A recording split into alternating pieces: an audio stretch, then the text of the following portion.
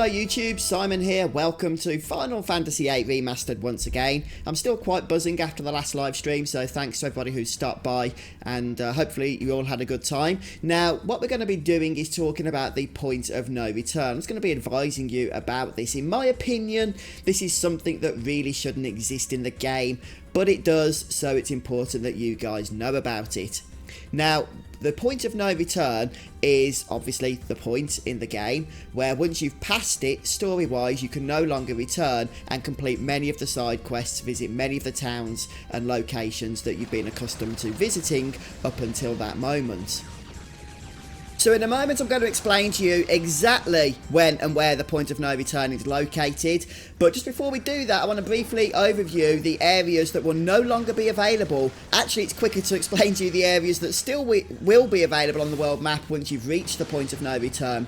So you can still visit the Chocobo Forests, the Fire Cavern, why you'd want to go there I'm not sure, the Tomb of the Unknown King, the Central Ruins, the Crash Site, Tears Point and Trebia Canyon. There's a little bit of dungeon-y placey there where Laguna fought the Ruby Dragon, which you'll probably remember from one of the dream sequences. There's not a whole lot else to do there though.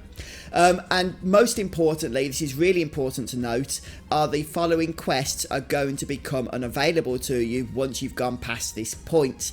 They are the Queen of Cards quest, the most important one, which is the CC group quest, and then the Shumi Village and Dalit Bone quests. Out of all of those, by far, the CC group quest is something you're definitely going to want to complete. Okay, make sure you do that one, regardless of whether you do the others. You do not want to miss out on that before getting to the point of no return, which I'm now going to explain to you where this is. There is some confusion about this. Most people know it's on Disc 3, but where exactly does, tend to get a little bit of different information around. But this is the location.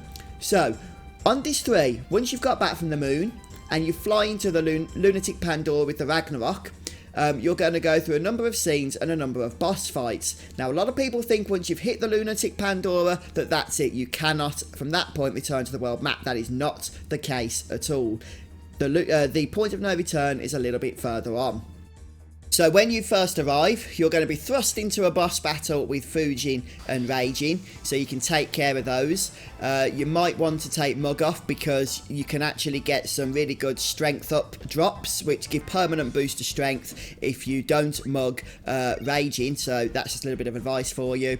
After that particular boss fight, you're going to then proceed a little bit further, and then you'll encounter a boss called Mobile Type 8. We actually was introduced to this guy a little bit earlier on in the adventure, but we're actually going to fight him now for the first time.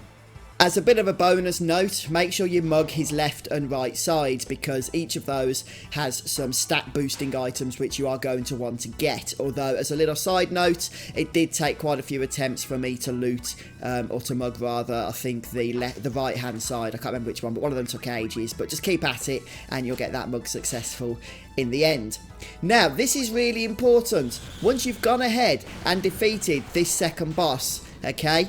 Once you've defeated the Mobile Type 8 boss, do not proceed forward because that is going to be the point of no return. You want to go back and save your game.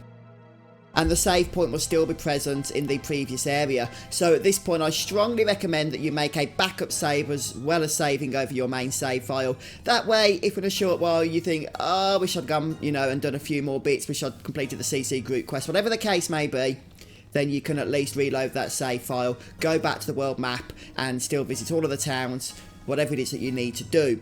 One thing to note is that if you want to get back to the world map, you literally just follow the same steps that you used to get to this point. The exact path will take you back to the Ragnarok, and then the Ragnarok can leave the Lunatic Pandora in order to go ahead and whiz around, fly around wherever you want to go. But there we have it then, folks. That's the point of no return in Final Fantasy VIII.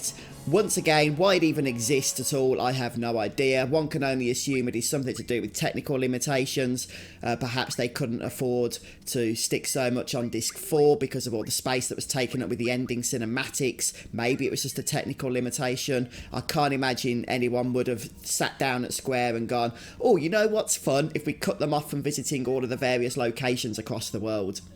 Yeah, I don't think that's what happened, but who knows? You never know with Square. But there we have it then, guys. I hope the video has helped helped you. If it has, don't forget to drop a like. Best of luck with you guys proceeding through the rest of the game, especially now you're in the final part of the marathon here, so well done on getting this far.